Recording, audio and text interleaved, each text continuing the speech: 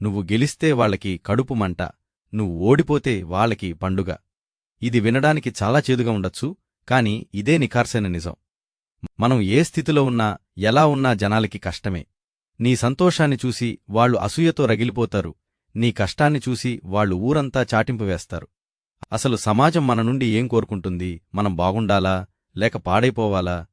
ఈ ప్రశ్న చాలా సింపుల్గా అనిపించినా దీని వెనుక ఒక భయంకరమైన మానసిక విశ్లేషణ ఉంది. వాస్తవానికి వాళ్లకి నువ్వు బాగుండడం ఇష్టం లేదు, అలాగని పూర్తిగా పాడైపోవడం కూడా ఇష్టం లేదు. వాళ్లు కోరుకునేదేంటో తెలుసా? నువ్వు ఎప్పుడూ వాళ్లకంటే తక్కువగా ఉండాలి, వాళ్లవసరాల కోసం నువ్వు వాళ్లమీద ఆధారపడాలి.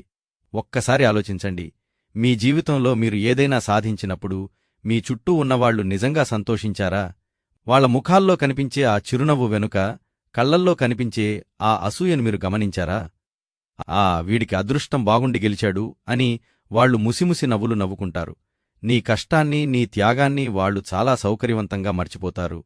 నీ గెలుపు వాళ్ల అహాన్ని దెబ్బతీస్తుంది, వాళ్ల అసమర్థతను వాళ్లకి గుర్తుచేస్తుంది. అందుకే నీ విజయం వాళ్లకి ఒక భారం.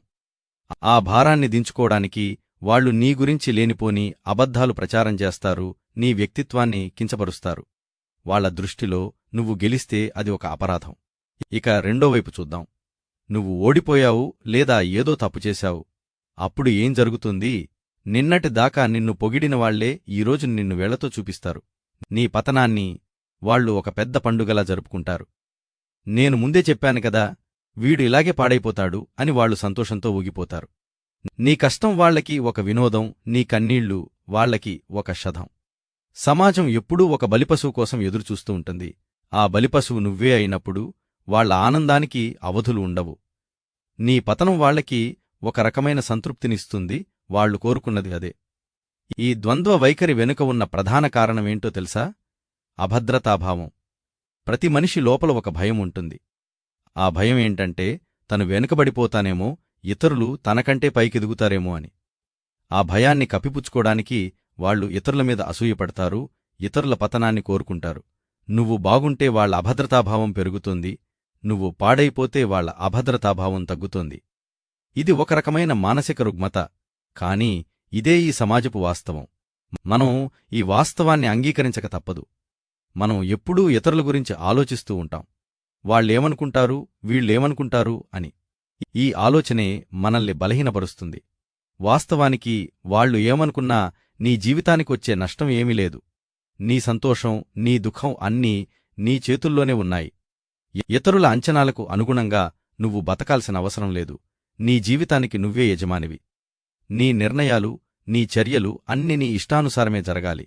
ఇతరుల అభిప్రాయాలు నీ జీవితానికి ఒక దిశను నిర్దేశించకూడదు. నువ్వు బాగున్నప్పుడు అసూయపడేవాళ్లు, నువ్వు పాడైపోయినప్పుడు సంతోషించేవాళ్లు, వీళ్లు నీ నిజమైన స్నేహితులు కాదు, నీ శ్రేయోభిలాషులు కాదు. వీళ్లు కేవలం నీ జీవితంలో ఒక నిశ్శబ్ద ప్రేక్షకులు మాత్రమే. వాళ్ల ఉనికి నీ జీవితానికి ఏ రకమైన విలువను జోడించదు.